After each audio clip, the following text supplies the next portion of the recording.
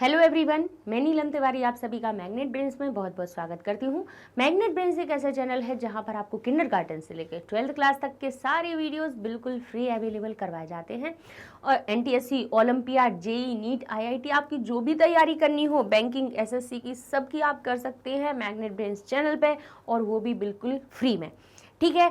अच्छा, कक्षा 9वीं संस्कृत में आज हम आपको बताने क्या वाले हैं रैशनलाइज कंटेंट, जिसका मतलब क्या है कि आप 9वीं कक्षा में संस्कृत की कौन सी पुस्तक को पढ़ रहे हैं, शेमुशी प्रथम भाग को, जो कि एनसीईआरटी ने आपको दी है पढ़ने के लिए।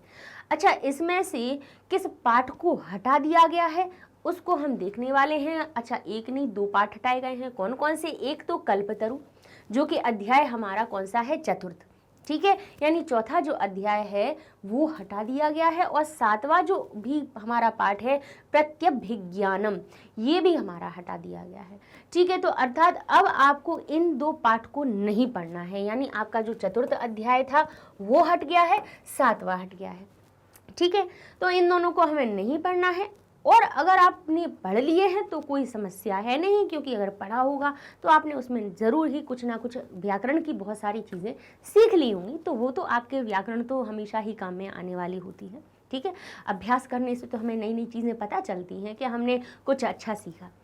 अच्छा, एक और बात आपको बता दें कि हो सकता है कुछ बच्चे अभी 9th क्लास में आए हों, ठीक है, 9वीं कक्षा में आए हों, और उन्हें अगर नहीं पता हो तो हम ये आपको बता दे रहे हैं कि शेमुशी के प्रथम भाग की आपको जो पुस्तक है उसका पूरा सिलेबस हमने करवा दिया है।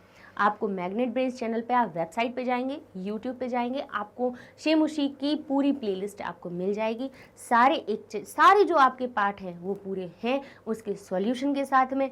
और साथ साथ में हमने व्याकरण भी करवाई है, क्योंकि कक्षा 9वीं में आपके लिए व्याकरण भी थी।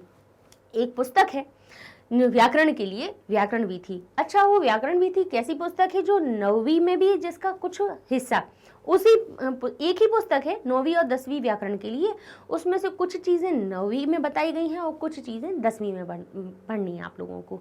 तो 9वीं के लिए जो व्याकरण बताई गई है उसके वीडियोस भी हमने पूरे बना दिए हैं, जिससे कि आपको आप पढ़ाई अब बिल्कुल आप अंदर मन में कोई भी चिंता या कोई भी आशंका लेके ना पढ़ें कि हम कहाँ से शुरुआत कर सकते हैं अपनी। आप मैग्नेट ब्रेन्स चैनल पे आइए, अपनी एनसीईआरटी को पढ़िए, और एनसीईआरटी को पढ़ने से पहले हम कहते हैं कि आप व्याकरण को पढ़िए। व्याकरण जब हमें आ जाती है तो जब हम पाठ पढ़ना शुरू करते हैं तो हमें आसानी हो जाती है, उन चीज़ों को हम समझ लेते हैं। ठीक है ना, भाषा को समझने के लिए उसकी व्याकरण पहले आना बहुत ज़रूरी होती है। तो हमेशा हम पहले व्याकरण बनाते हैं, उसके बाद में हम किताब पर पहुंचते हैं। तो आप भी ऐसा ही कीजिए, पहले व्याकरण सीख लीजिए, उसके बाद में किताब को पढ़िए। बस इन दोनों पाठों को आपको अब नहीं पढ़ना है। ठीक है। अच्छा, और बस वही है कि अगर कोई बच्चे हो सकता है संस्कृत में, चलिए इन एग्ज़ाम में नहीं होता है कि रेलवे एसएससी इन सभी में नहीं, लेकिन आपका मैथ है, जैसे गणित है, विज्ञान है, सामाजिक विज्ञान है ना, मैथ साइंस, आपकी सोशल साइंस है, अगर इनके कोई पाठ हटा दिए गए और तो उनको आप ज़रूर पढ़िए।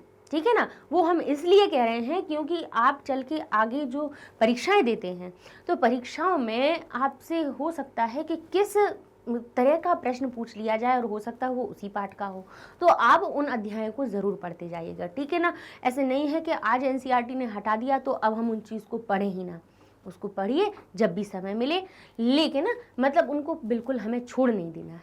ठीक है ना, चलिए तो पढ़ते रहिए मैग्नेट ब्रेन्स के साथ में, और चैनल को भी लाइक कीजिए, शेयर कीजिए, सब्सक्राइब कीजिए। आपके लिए कुछ और नए वीडियोस लेके आएंगे, तब तक के लिए धन्यवाद।